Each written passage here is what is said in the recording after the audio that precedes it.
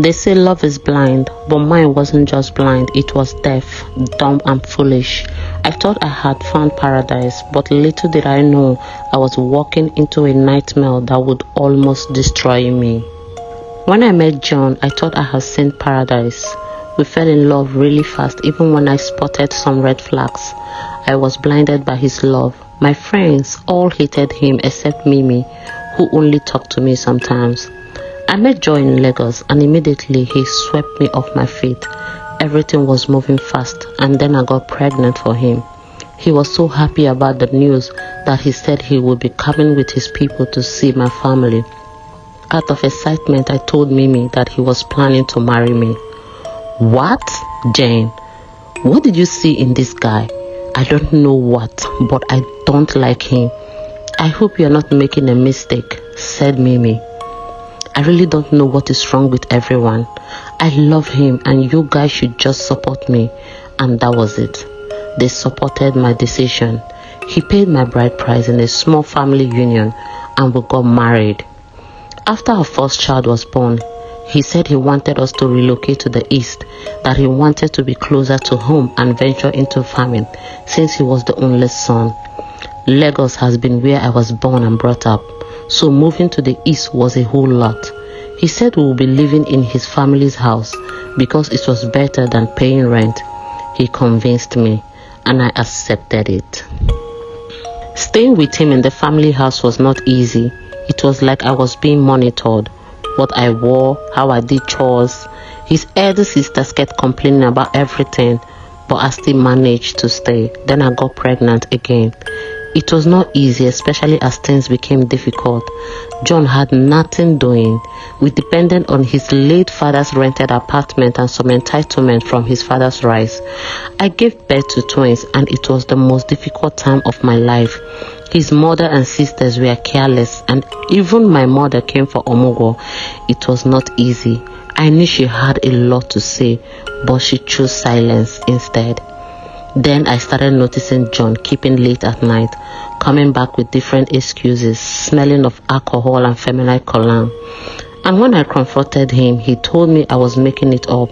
Slowly, he began slipping out. I begged him to get me a small business, but he said I should stay home and take care of the children. At a point, he started raping me instead of making love to me. If I said no, he would force himself on me. I complained to his mother, and she said her son was an only son, and if he wanted to marry more women, what was wrong with that? She even said she needed more male children. I already had 2 boys and a daughter for him. I cried lonely nights. The man I married began to change for no reason. To an extent, he even said my virginity had become loose and he was not enjoying me anymore. Then rumors started going around the village that my husband had opened a local bar for an old widow, and that was where he spent all his time.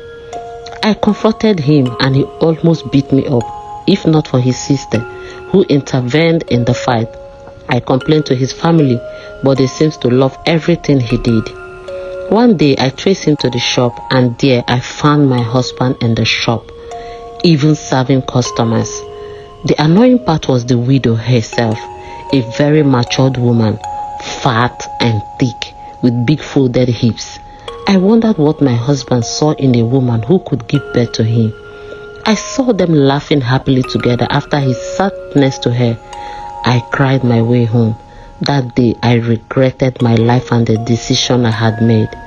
Now I had 3 children, no business, no job of my own. If he was going after young girls, I could bear it. Maybe my breast had fallen and I was no longer young. But an old widow?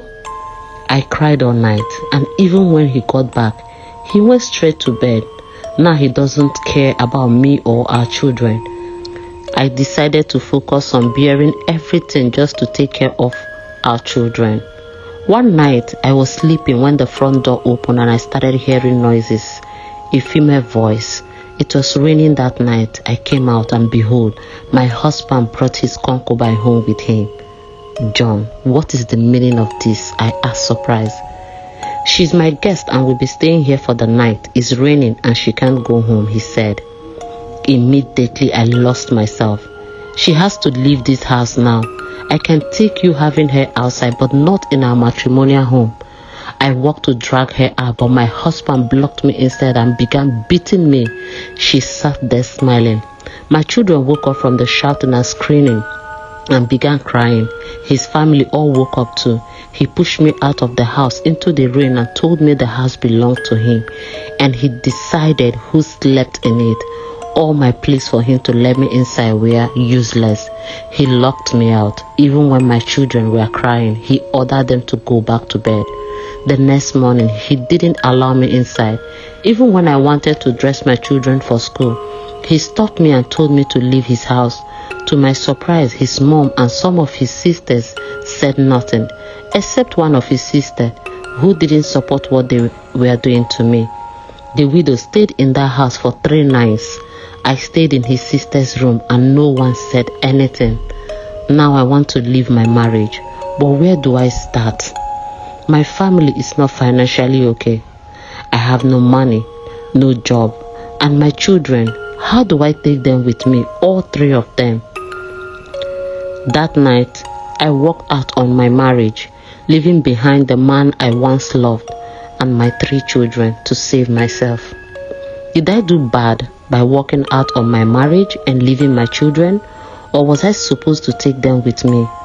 But to where, or should I endure and stay in a marriage that is almost killing me with a man who raised me and doesn't even find me attractive anymore? Moral lesson: love without respect will destroy you. Marriage should never cost you your dignity, peace, or safety.